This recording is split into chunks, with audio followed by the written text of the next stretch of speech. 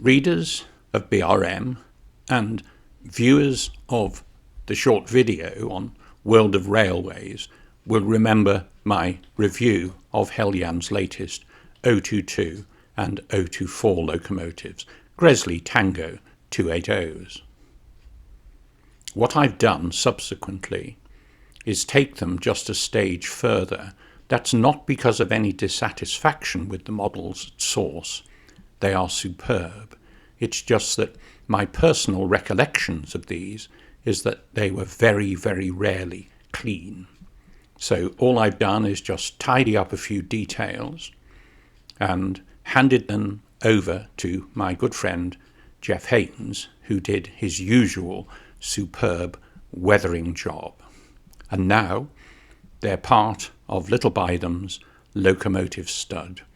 Normally, I don't use RTR, probably out of pomposity, but these two are very, very good. Perhaps better than anything I've built from a kit as an equivalent. Anyway, let's see how they run in weathered mode. Now here's the 022 setting off from the fiddle yard. If you want to count the wagons, you will probably be half asleep by the time the train disappears from view. But I can tell you that there are 73 open coal wagons, empty coal wagons, mineral wagons of a variety of sources, some kit-built, some modified RTR, and some of the kit-built ones are white metal. And it took this train with ease.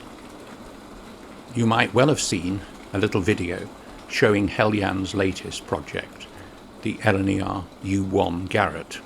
And this is the train that pulled. And here we have just a 280, not a Garrett, pulling exactly the same rake.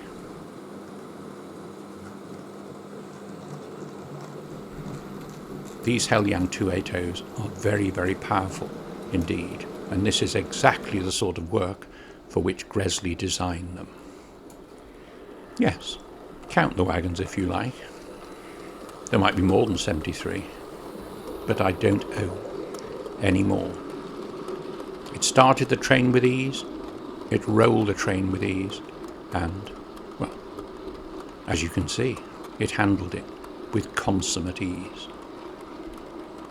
Remember, these are much improved 280s from the original Heljan 023 and 024 manifestations. They've taken on board the criticisms and sorted them out, famously. Doesn't it just look right on Little Bidham?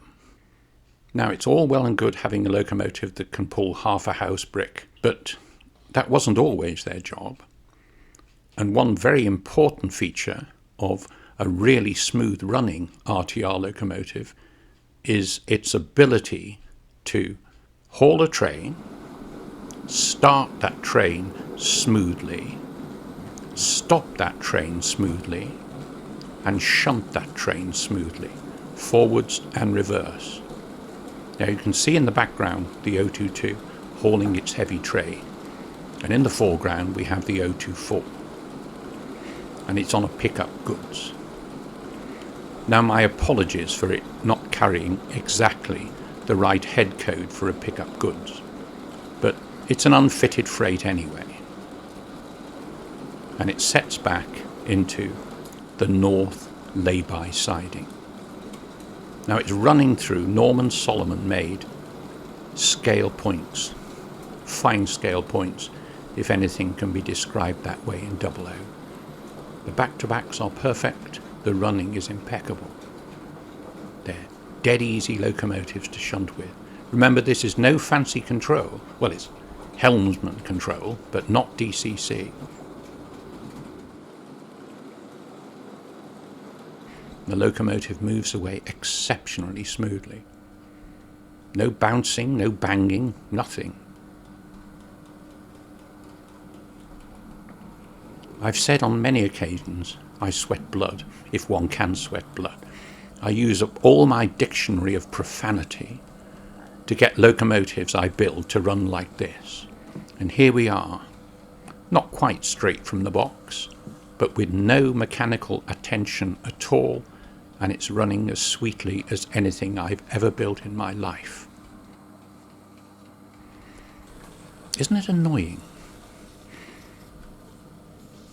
Tongue-in-cheek, that statement, of course. I'm delighted with the running. Backwards, forwards. Remember, it's no good performing this kind of shunting manoeuvre with a locomotive that behaves like a jackrabbit.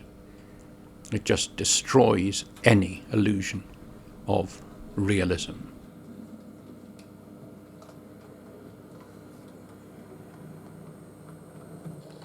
And just kisses the buffers. The shunter couples up, the signalman throws the peg, and look how smoothly this locomotive departs. Like silk. It's picked up some extra wagons, which it's going to add to its train. And the board goes 2 on.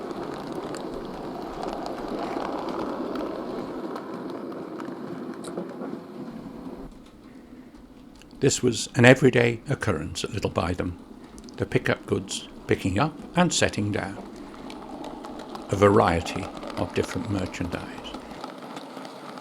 Now to the right you'll see a locomotive that featured in a recent video on World of Railways and in an article in BRF. Locomotives I built in the last 12 months or so, the V2. And it's running past our lovely 024. Now I stress again, this can only be done with a really sweetly, smooth running locomotive. Just a kiss on the buffers. The little peg goes off and the train moves on to the up slow. Couplings, by the way, are Spratt and Winkle, so it's all hands off. And the stock, a variety of kit-built and modified RTR, including 1 or 2 built by friends.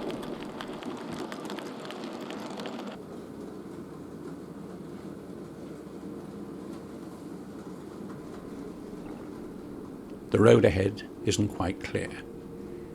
The board is on, so we wait for the section to Essendine to be clear.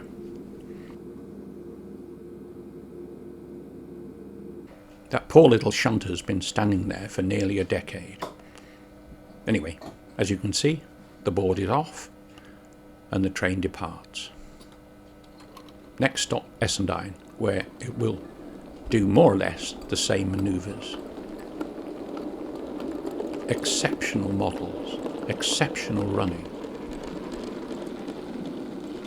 As good, if not better, than anything I've ever built. And you can see both these locomotives at the Doncaster show in February 2025. I hope to see you there. Thank you.